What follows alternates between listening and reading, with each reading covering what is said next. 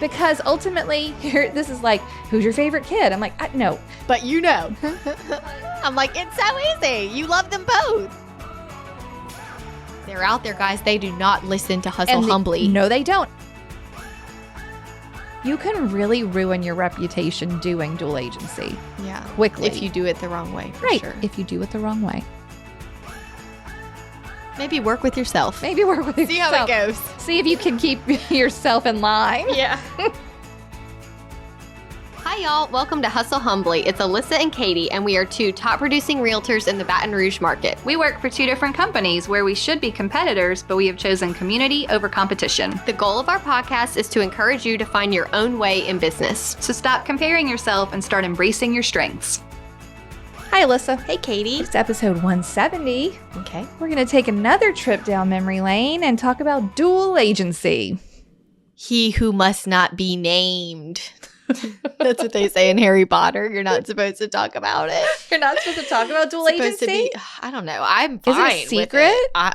People are just either, yeah, it's fine, I would do it, or they're like, never. You could never do this ethically ever. I mean, honestly, I have so many thoughts and opinions on this, so we're really going to We're gonna dive into it dive today. right in. But first, so my buyer was going to see the house with her parents and take measurements. Okay. And I was on vacation in Austin, but I was like, it's okay, you can Okay. go. The combo's there, blah, blah, blah. Uh-huh. She gets there at like 8:30 in the morning on Sunday. I'm waiting for a shoe to drop. And she's like, the box isn't here, the combo box. And I'm like, well, what do you mean? And we did just like finish replacing all the doors and doorknobs, Oh, but you still have gosh. to have the lockbox. Oh. And I told my contractor, like, she's going this weekend. I don't know what time, blah, blah, blah. So she's like, I can't. I'm like, I'm trying to call him. He's not answering. I'm like, he's in Houston for the weekend. I cannot reach him. It's so early on Sunday morning. I'm like, can you look around? Oh. Can you find it? And she's like, No. I'm looking, but I don't see it anywhere. And so eventually she was like, we do have to leave. And she said, but I'm going to run to the store. And so if he messages you while I'm gone, well, he did message me while he was gone. And he was like, oh, it's in the storage room on top of the brand new water heater. Okay. And I'm like, well, I never would have thought to look there. No, probably not. He's like, huh? I'm so sorry. I forgot to tell you. And she's like, oh, well, I spent too much time at the store, so I can't go. I can't go back. And I'm like, okay, that's fine. She's like, we did get to look in the windows, and she just didn't really comment much, okay? You're like, this doesn't sound right. So then I get this email, Uh-oh. and she's like, hey, my dad noticed that one of the trees like has a limb hanging, so we'll probably need to remove that whole tree, and the yard like will probably need to be regraded. It was kind of wet. And I said, listen, It's been raining every day. I said, listen, it has been raining every single day, but even like my yard guy said, this yard is so flat. And like every time I've been there, I've been like, this backyard is awesome. right. And I said, and if there is a tree that's hovering, I would certainly be willing to address it, you know? But she didn't really say anything after that. And here's the hard part. And this is a perfect story into dual agency. Oh, you're right, because you're next level I'm dual agency on the this. owner Mm-hmm. who might represent my buyer. Here's the hard part. As she has been my buyer for several months, several months, Mm-hmm. she's not super, I don't show her houses all the time. She knows. Okay. So I've only seen her a handful of times showing her homes, okay? Okay. I am telling you, this needs to be her house. Not because I need to sell it. I don't need to sell it. I Right, could keep you it could put it on forever. the market. Okay, fine. But I know what she's looking for. And this is it. And she's not going to find better or at a better price point. Mhm. But I feel like I can't say that too Because much you're the because she's going to be like, listing she's just agent trying to sell seller. it to Right. me. So I just told her, I don't agree that the yard needs to be regraded. It's just been raining a ton. My yard guy has even Right. commented, I will take care of the tree. But at the same time, if it's not the house for you, I don't want you to feel pressured. Yeah. When it's finished, before I finally Mhm. list it, I am going to ask her to go by Yeah. one more time. And just Okay. before, Just- and I'm going to tell Well, her if the she truth. hasn't found anything else, I'm going to tell her the truth. I'm going to say, listen, I understand that your dad kind of put a damper on you wanting this house. I'm just letting you know, coming as your realtor, not as the owner, Mm-hmm. because I don't need financially for you to buy this home. I'm not like pushing you or Right. pressuring you. I'm telling you as your realtor who has shown you homes. Yeah. This is in the old part of Mid-City that you wanted to be in, Right. but it's not old. Right. It has a new roof. It has Yep. a new AC. Yep. It has a new water heater. Everything Where are inside you of gonna it get is all new. this? You have covered parking. You have storage. You have a screened-in porch. I'm just telling you, if this wasn't my listing, I would still be telling you, hey, This is. I think this is the house for you. Yeah. So I'm going to save that spiel. I think that's wise. And I even sent her another house like today that was like, hey, this one looks like a good option. Okay. But I'm just kind of like, Dad hasn't been on all these showings Like with us. same problem you've So, had here we many are. times. So as of right now, I'm just waiting on the jewelry, the final touches Oh, to the be jewels. finished. Okay. Then I'll probably do some staging. And I was kind of holding off on some of the big landscape cleanup because it's just going to grow back. Right. I was going to do that last. always last. So once everything's done, I'll have her come back. I'm feeling really excited. It looks so cute. I can't wait. I love the house. And so the wood wall feature. I is haven't done. seen it. It looks so good. What did you end up doing to it? What do you mean? I just tried to match the picture as much as possible. I know, but is it like a whitewash? Is it a Oh, no. painted? You're thinking of the shiplap on the inside. Oh, yes. It's whitewash. Oh, you mean the front? The front. Oh my God, I have to see it. It looks so cool. And Whitney got this light fixture for it. Oh my gosh, I'm so excited. And so the light fixture matches. It's just really coming together. Oh, I love it. So well. Someone is going to really love this house. I know. I hope it's not buyer because I think it really, like, having her best interest in mind, I think it's the perfect It's house the for great her. house for her. And, you know, I think it is going to be as low maintenance as she is able to get. Mm-hmm. But, Okay. you know, Do, anyway. do, do, do, do, Do, do, do, do, do, do. The- Oh, yes. Loving it. Looks great. Loving it. Okay. Okay. While we're on that topic, though, of you having your client's best interest in heart and really having to have an honest conversation with her, I think that is the problem with dual agency. Not everyone is capable of acting in a honest, unbiased Right. manner. There are people that dual agency is not made for. Okay, let's back it up. Dual agency is apparently not the same thing in every state, okay? Okay. So in Louisiana, dual agency means me, Katie, I represent the buyer and the seller. Correct. Both are my clients. I am being paid for both parts of that transaction. Because you are working both Both. parts. Now, can I have a listing where the buyer comes unrepresented? Yes. But they would then have to designate that they didn't want me to represent both sides, right? Yeah. Yeah. Okay. Now, in other places, they're allowed to have one as a client and one as a customer, kind of like what I'm just saying there, where you can't represent both, but you know, you could do some activities. Here they're called ministerial acts, right? Okay. Yeah. Like you could do certain things for them, but not everything. You couldn't give them advice. Here, you cross the line when you give advice. Mhm. Okay. That's when they become your client. Now, there are 8 states where you cannot do dual agency as we're describing it. Katie represents both sides at all. Not allowed, is in fact illegal. Okay. Would you like to hear what they are? Yeah. The 8 states are, and y'all can let us know if I get these wrong, but this is what the Google machine said: Wyoming, Alaska, Vermont, Colorado, Florida, Maryland, Texas, and Kansas. Okay. These are where cannot do this. Now, we had asked in the group, in the community, if anyone wanted to tell us their experience or thoughts or what their state does with dual agency.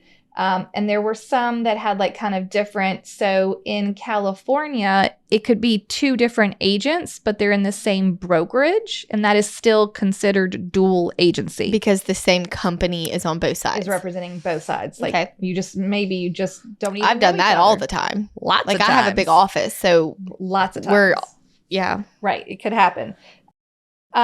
In Virginia, we were told that 2 agents from the same brokerage is then called designated agency, which is what we have here. but it's more like you're the designated agent from your broker to that client. Okay. Like here in Louisiana, a listing agreement is with the broker, right? Yeah. So actually in Louisiana, if you leave your company, the listings belong to the company, Yeah. not Alyssa Jenkins. Right. And you have to work things out with the seller. Yeah. Because all those contracts are between the broker and the client. Yes. And you are the designated agent. Correct. Right. Okay. So technical. Super technical. So so we're going to talk about this from our experience in a place where you can do dual agency, Yeah. but where maybe you don't want to, or you have an opinion.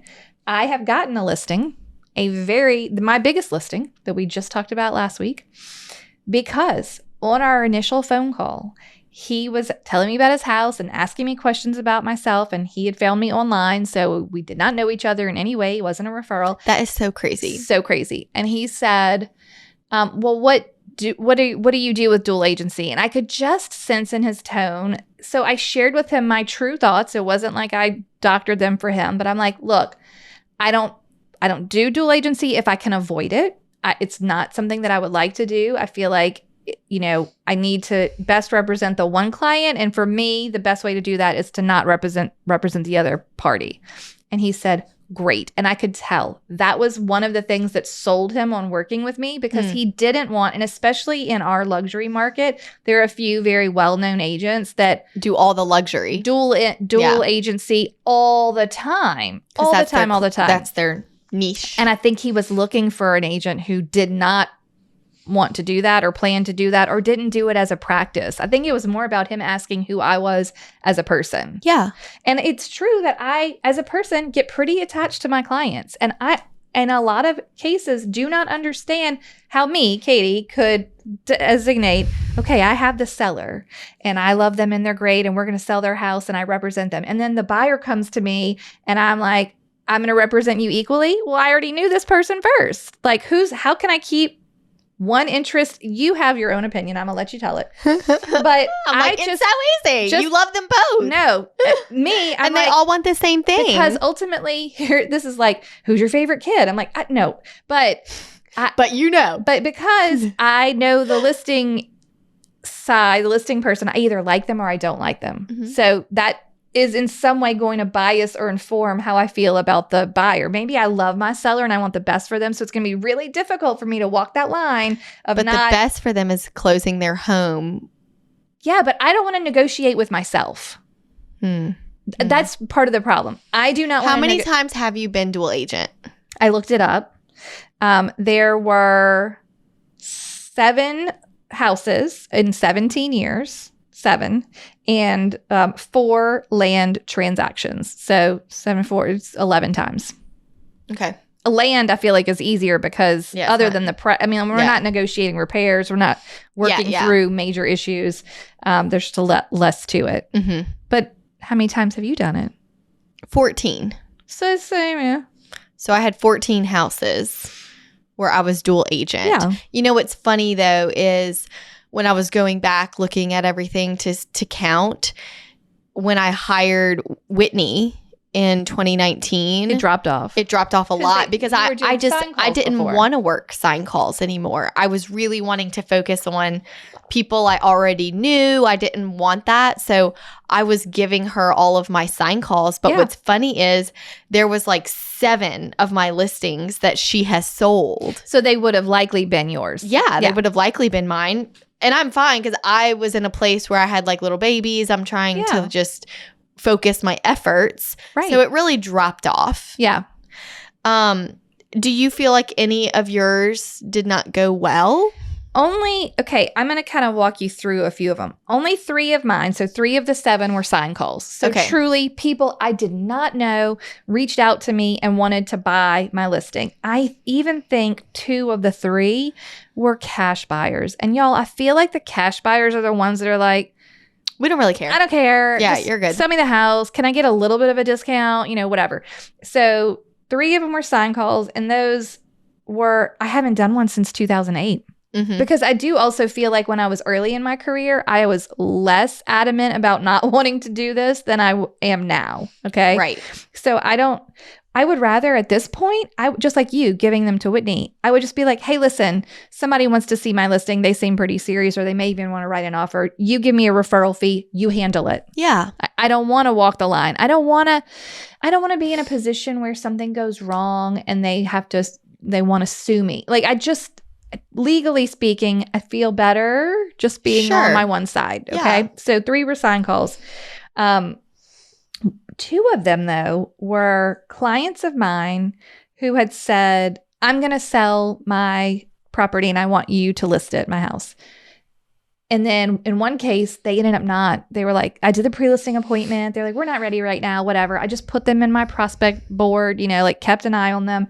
Well, then I had another client, buyer side, who was like, I really need this thing. And I'm like, oh, that's them. Mhm. So then I had to call my previous client and tell who I sold them that house. Yeah, so yeah. I've sold this house twice now. I'm like, listen, I have a buyer who is a past client of mine who needs to buy your house. Like, this is what they want. Do you still think you want to sell it? And they're like, yeah, actually, we would sell it. Yeah. So that one happened because it wasn't on the market. Okay. Like, I called them and was like, hey, do you want to sell your house to my buyer who can't find what they want? And that was in 2017. Mm-hmm. Then I had one in 2019 that it was a personal contact of mine that go to school with my kids.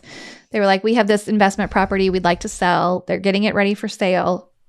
Literally another parent from school who had been looking for something for their mom had contacted me before. Like, we'd been on a search, but kind of loosely. Yeah. Like, over time. Literally the week we're about to put this unit on the market, she's like, hey, I saw this one and it was very nearby, similar kind of thing. And I'm like, okay, well, I'm listing this one.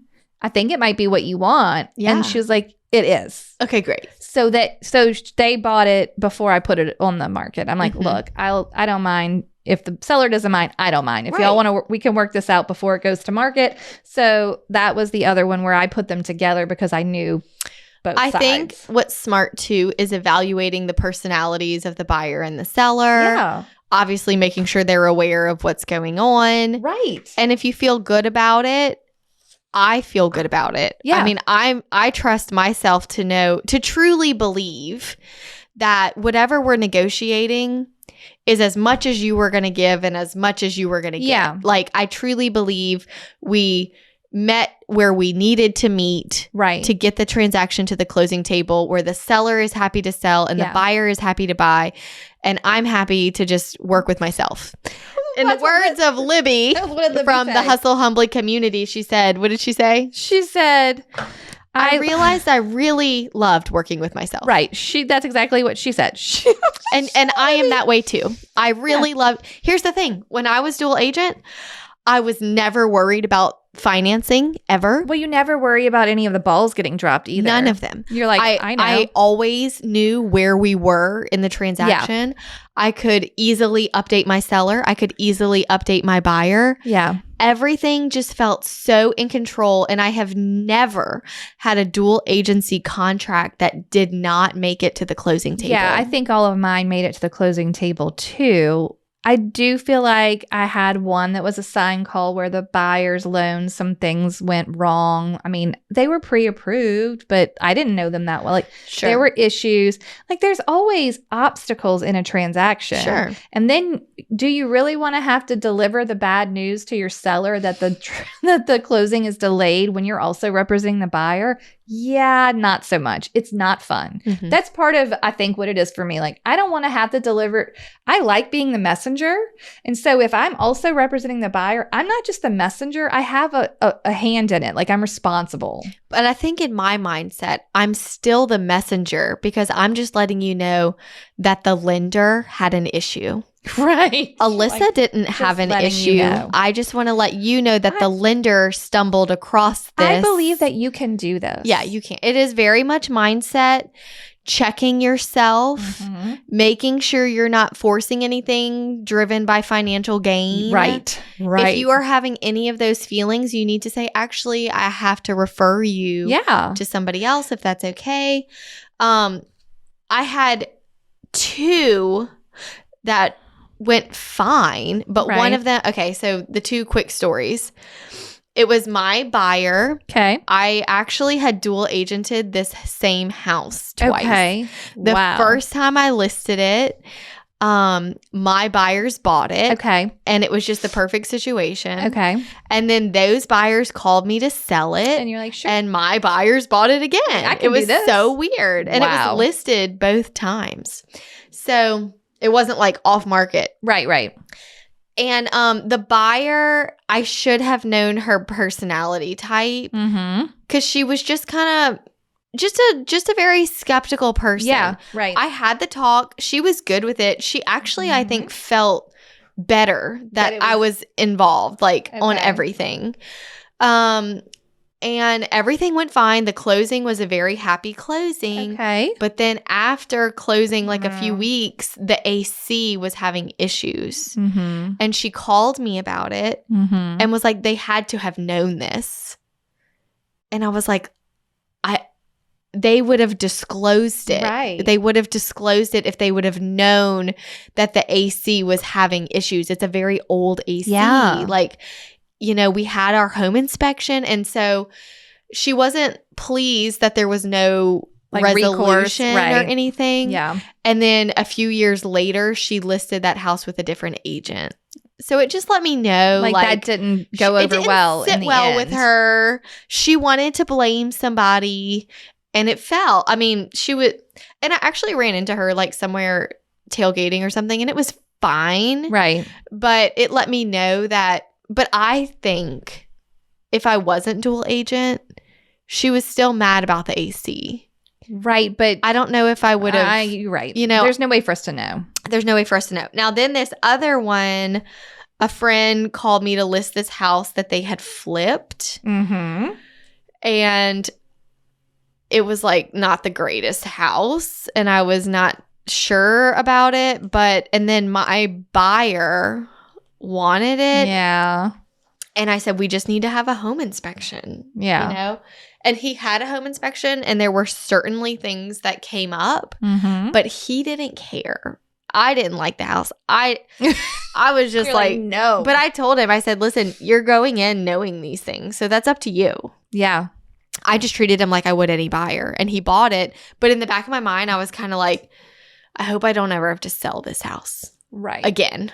Right. Luckily, his aunt got her real estate license Great, she and can handle sold it it. for him a few years later. But I was feeling kind of nervous. Yeah. One more story. Okay. There's a complex called, it's the Red Stick Lofts. Got it. They're like the industrial, Uh-huh. metal, bright red Yeah. townhomes. Mm-hmm. I went through this period when I was a newer agent where I got a listing in there from like a phone duty call. Mm-hmm. And I was doing all these open houses in there. Mm-hmm. And someone bought it with me from the open house. Okay. Crazy. And I think it's just that it's such a unique community. Yeah. It was just like, if they're looking in there, they're not really looking anywhere No, else. nothing else looks like that. No. And then from that open house, I got a listing, the Okay. neighbor, quickly after. Right. And so I was doing an open house and someone came and bought it with me. What? That's never happened anywhere else. That's wild. So It's I like had- you were the neighborhood agent. I was for about a year That's with those so two houses. crazy. So I had two, but yeah. Huh. That's interesting. Hey, Alyssa. Hey, Katie. What do we mention almost every episode? Email templates. You're right. We sure do. And after every time we mention an email template, do you know what we get? Emails asking if they can have copies of the email Can template. you send me a copy of that template? I have never Sure. had one like that. That sounds great. And you know what the good news is? What? You can get all of our email templates from our course, Email Templates 101. Tell the people about it. Our course has all of the email templates you would need to send to your buyers and your sellers and your clients that are buying and selling at the same time Exactly. to get through every step of the transaction and giving them information that they need for where they are in the transaction. It's great because you never forget to tell them something. Yes, and we've already done all the work for you. Yeah. We wrote them and Yeah. you can personalize them Yes. and just feel organized knowing that you have all the information where it needs to be. And if you purchase Email Templates 101, you do get lifetime access. So occasionally we like to go in and make updates based on the market, or if we find a new best practice, and we put that right into the template and you get that updated straight away. It just goes straight to your course. Yep. Right, it's just there. amazing. It's It's just already in there. there. It's just already there. in there. You don't even have to worry about it. We'll That's send wonderful. you an email and we'll say updated. That's great. Where can they find these email templates? You can find the email templates at emailtemplates101.com. Emailtemplates101.com. Yes, head over for reviews and all of the specifics. Wonderful. Okay, enjoy. Erica said she did dual agency once and realized she didn't want to do it again. Okay. She just learned her lesson. She was like, no, thank you. And then Ashley said that she did it and got cussed out so many times that she had PTSD. Well, that could certainly happen. So look, you have to be an over communicator. You Mhm. have to be willing to like kind of be firm, I think, with both parties. I think you need to be a very confident realtor Oh, in how you super speak confident. and know that you're doing the right thing. I don't think it's for a newbie. I feel like there's a lot of things that could go wrong. Yeah. Doesn't mean they're going to go wrong. And like, if you don't feel like you can do it fairly, like if you feel like me, then just don't. Right. Just don't. Like, you can maybe also tell based on the seller how it's going to go. But in Louisiana, you have to sign a dual agency disclosure. And both parties then have to sign it if you're a dual agent.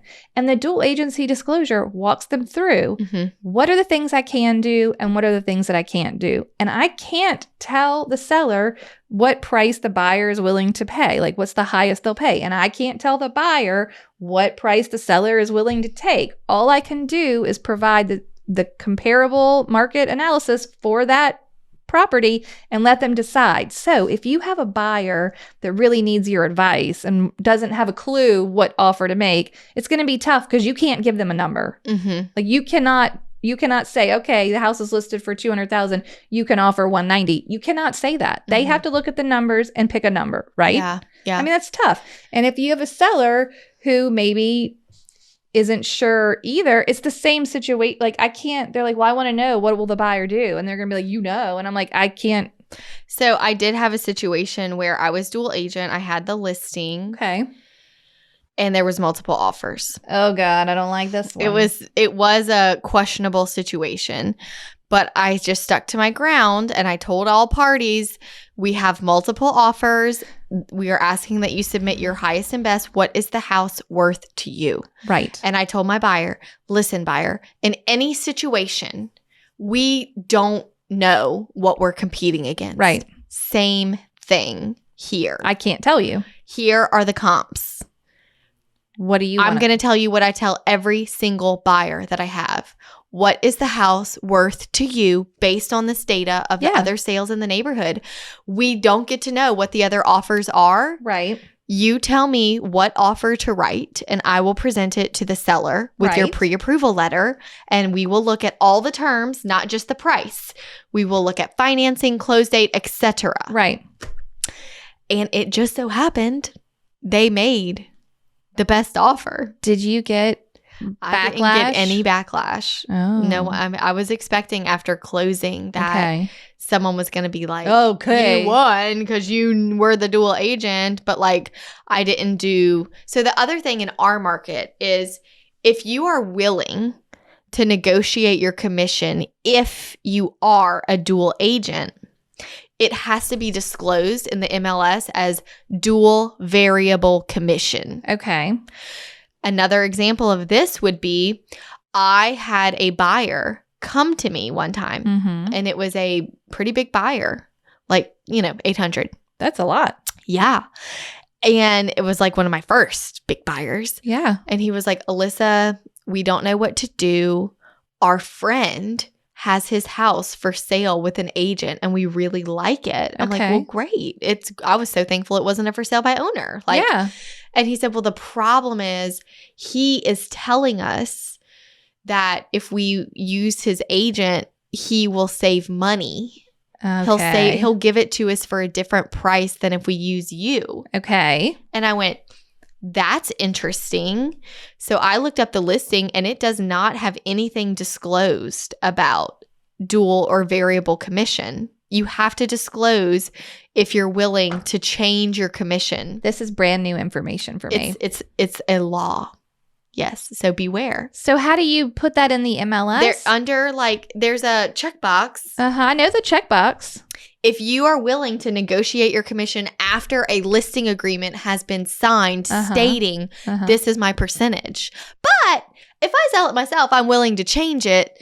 That must be disclosed so that the public knows it's fair.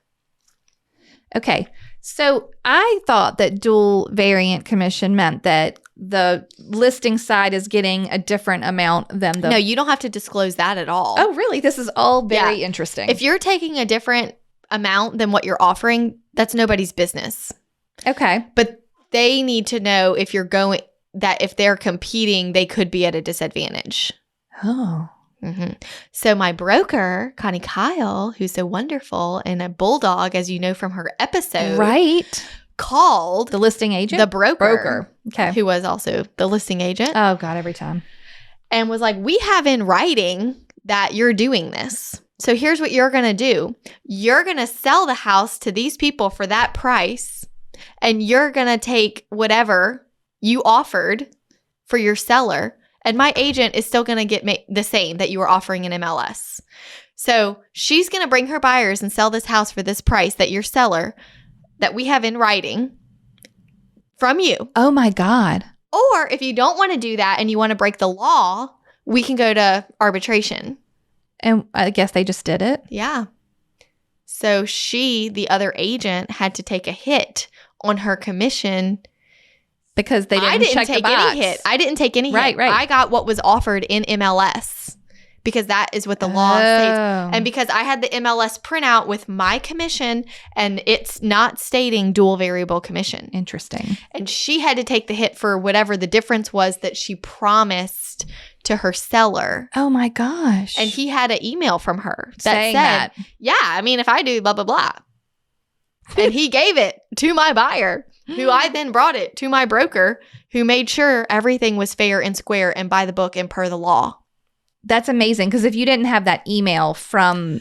So we talked about that, she would have still made the phone call. Yeah. And she would have said, listen, broker, we have a situation with seller X here saying that you said this. Yeah. And now they don't want to they feel pressured not to use their realtor. Right. So I think she would have handled it. I agree. Because she handles it. This is also interesting because I know that we're just coming out of or still in whatever this very challenging market where there's low inventory and not a lot of listings. And I know everyone listening experienced at least one time where some listing agent did you dirty because they dual agented in order to get it sold because it's such a hot commodity. These buyers will do whatever they have to do.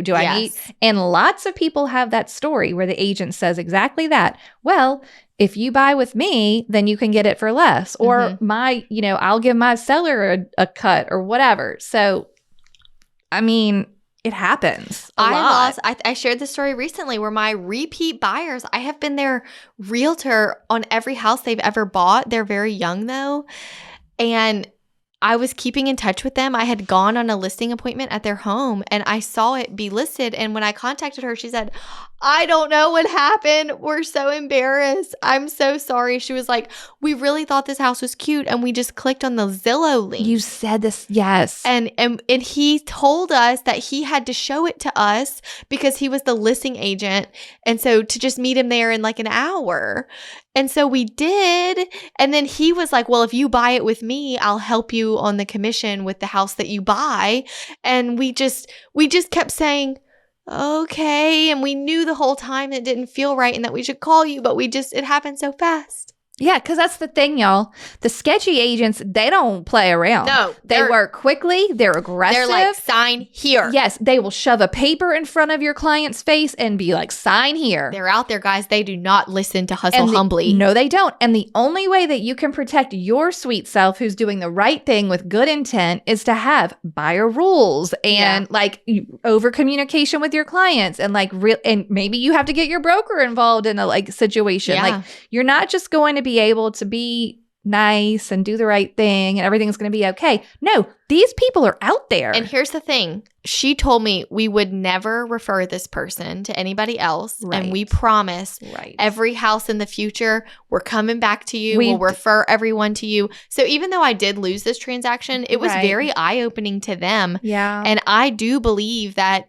this agent's reputation is hurt by what my clients are telling the people at work on how Sure. he operated. Look, that's fine. it comes back around. Karma will usually get people, but I will say there's a place where you're going to have to figure out how to navigate in an environment where this is common. Yes. Like you need to have a plan in place. No, is it going to work out every time?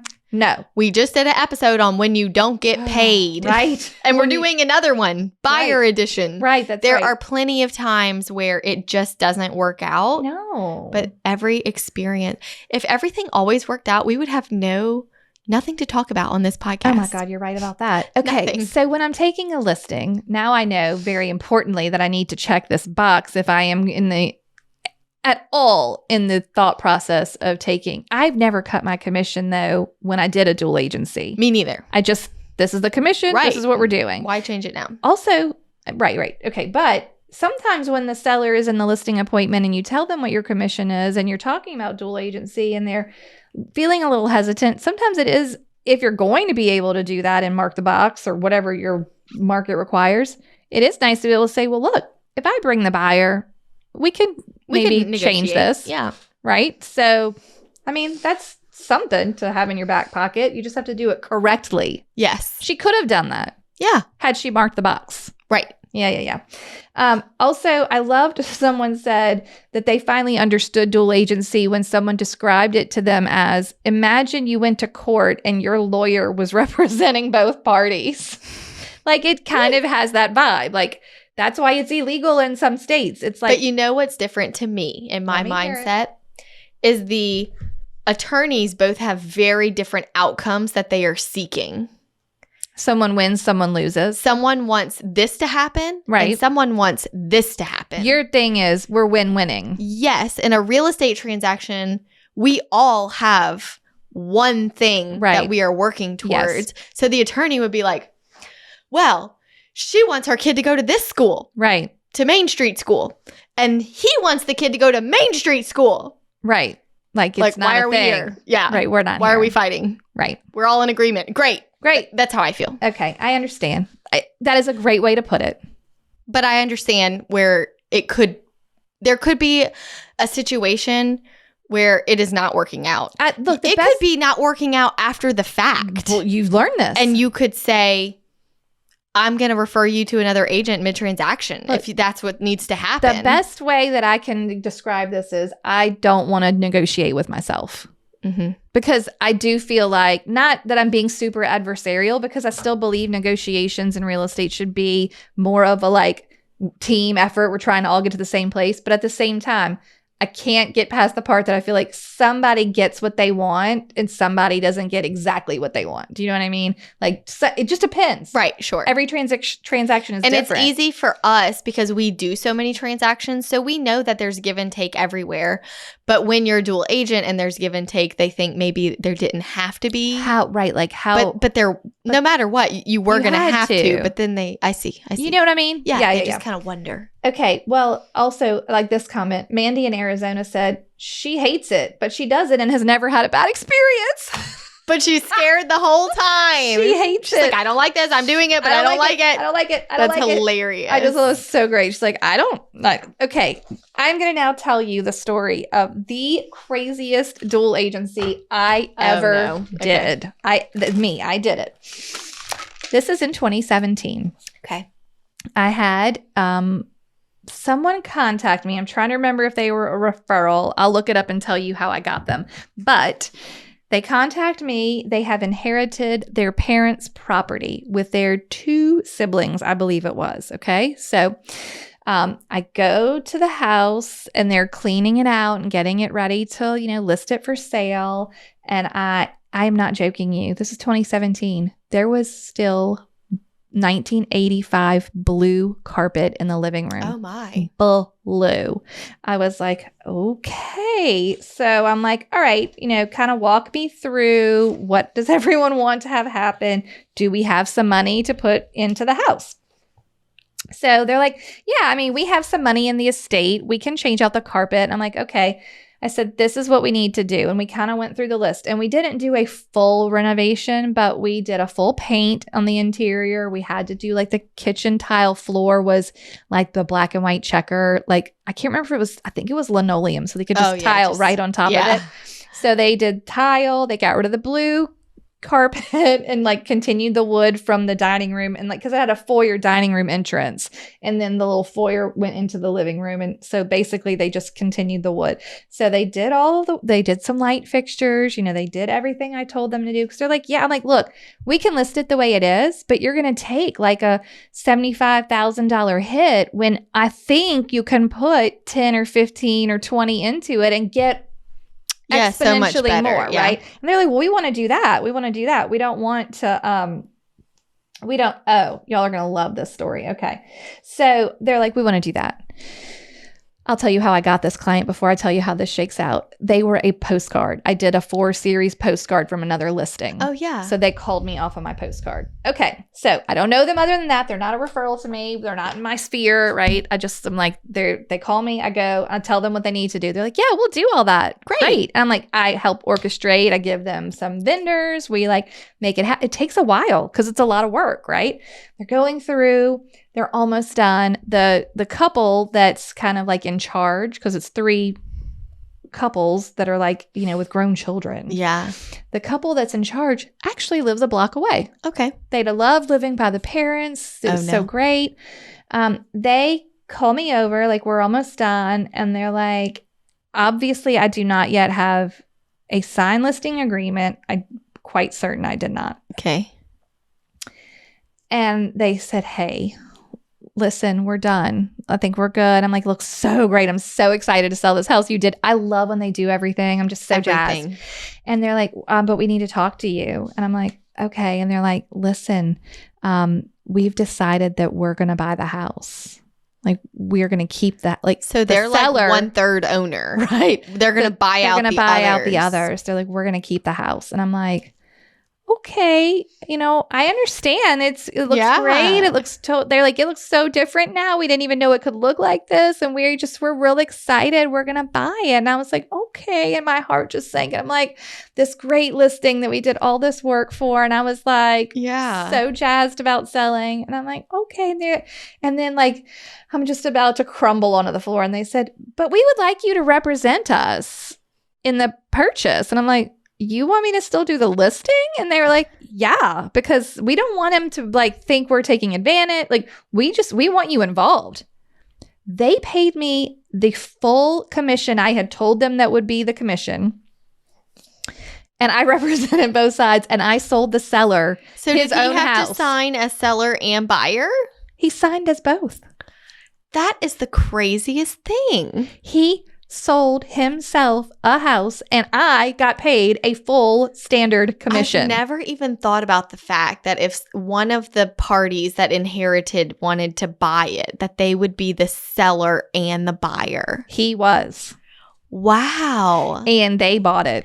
And they let me sell their house a block away.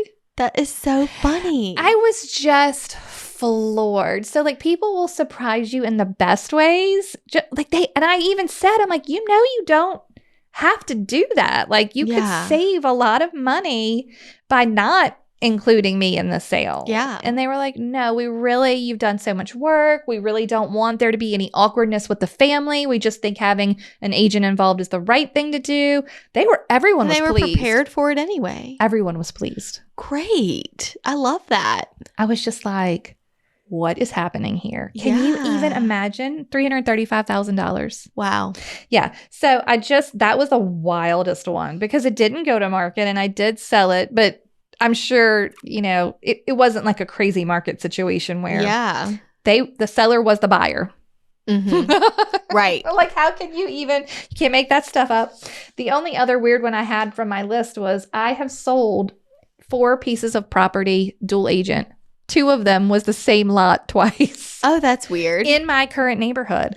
There was a Oh. lot. Someone reached out. They wanted me to sell it. Fine. I sell it to like a buyer I had who was like looking in the neighborhood. Like, I love the neighborhood. It's great. Oh, I actually have a lot listed. Maybe you want to build. Sure. Great. Didn't work out. Later on, they're like, hey, it didn't work out. We decided to buy. Will you sell the lot first? Sure. No problem. Same thing happens again. One of my buyers, I'm like, oh, hey, I have this lot. Do you want to, it's a great neighborhood. Do you want to live here? And they're like, yeah. Oh, good. Did they build? Nope. No. Sold it. Oh, But that time they sold it for sale by owner. yeah.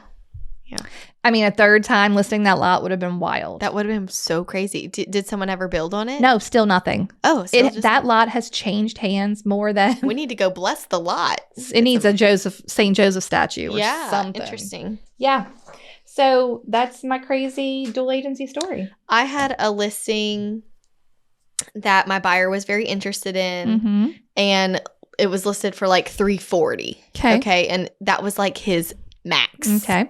He was even like, I'm kind of pushing it, but I love it. I love Right. it. I'm like, well, great. You can just let me know when you're ready, Right. and I'll help you buy it. And Perfect. he was like, okay, I just want to talk some things over with my lender and just make Okay. sure. In the meantime, out of nowhere, I get an offer for $351. Oh my God. I'm like, but why? You're not competing, but fine. Thank you. Yeah. So I called my buyer and I said, listen, Oh. I'm in kind of a situation where I had another agent just come in and send me an extremely strong offer. Mm-hmm. I can't tell you the terms of the offer right now, but my seller is moving forward with accepting it. Yeah. And he was like, but what if I just give them what they wanted? Too and late. I said, it doesn't matter because I know you and I know the offer that I have, and you would not feel comfortable going where they went. And he was like, so there's nothing I can do? I said, no, there's just not. And he said, what if I Oh. match their price? I said, the tough part is you wouldn't. And even if you did, their financing terms are just Better. the seller is taking their offer. And he was like, okay, thanks. Oh, that And I hurts. was like, I know. I said, I was so shocked and disappointed to have to call and tell Right. you this. He was like, I understand. If it does have a happy ending. He did buy a house that he felt really comfortable with, that he Great. liked. So it worked out. But that was kind of a weird one where, You're like, I'm sorry. yeah. But like if I was not the listing agent and the listing agent would have called me to say, He hey, wouldn't have. just want to let you know we have an offer. We would have made an offer for $340 right. and we would have been rejected. Yeah. So Okay. but it was just interesting situations, Very. Dual agency is the one that'll get you the craziest situations. Yeah. Oh, and then I'm waiting on one. Remember my clients that couldn't get the house in my neighborhood? Yeah. They ended up buying something else, but we had to do backup offer because mysteriously they wouldn't let us go to our showing. Right. So I'm waiting to see. if that's why. That's a great way to not necessarily end this, but a great point for you as a listener who might be taking a listing and potentially doing dual agency. Be aware uh-huh. that if you're in a multiple offer situation and your buyer wins it, or there's 0 days on the market and you end up putting someone in place there, or something happens where you cancel showings on the first day because you get an offer from your buyer, and those agents are going to feel wronged, and they're Mhm. going to look and they're Mhm. going to say, oh, you sold it. So that's why, like, that's so sketchy. You didn't Mhm. really let it go to open It's market. like or a reputation. Yeah. Totally. You can really ruin your reputation doing dual agency Yeah. quickly. If you do it the wrong way, for right. sure. If you do it the wrong way. mm-hmm. Just got to always be doing Be it. fair. Got to be That's fair. how we are here at Hustle We're Humbly. super fair. Yeah, that was good. Okay, great. Mm-hmm. Oh, let's do a toast. I'm Yeah. like, what happens now? Oh, that's right. Yeah. We're going to do a toast. Wait, how do we? How does this thing end? on episode 170. What happens? What do we do? What happens now? Okay, let's see. Oh, I hope that I have everything. I don't know that I know where this person is. Okay, Okay, so you're just going to have to live with that. fine.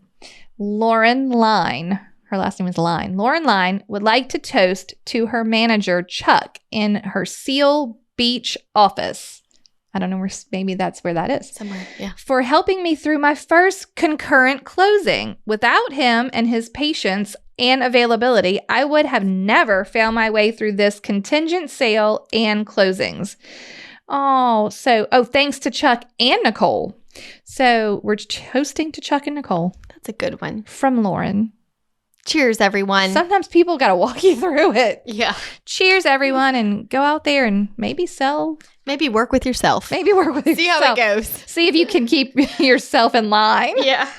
All right, goodbye. Bye. Thank you so much for tuning in to the Hustle Humbly podcast. Let us know who we should toast to for the next episode. Be sure to follow us on Facebook and Instagram at Hustle Humbly Podcast. If you have an episode, topic, or question, please email us at hustlehumblypodcast@gmail.com. Be sure to subscribe to the podcast and leave a review. See you next week. Bye. This is the good life.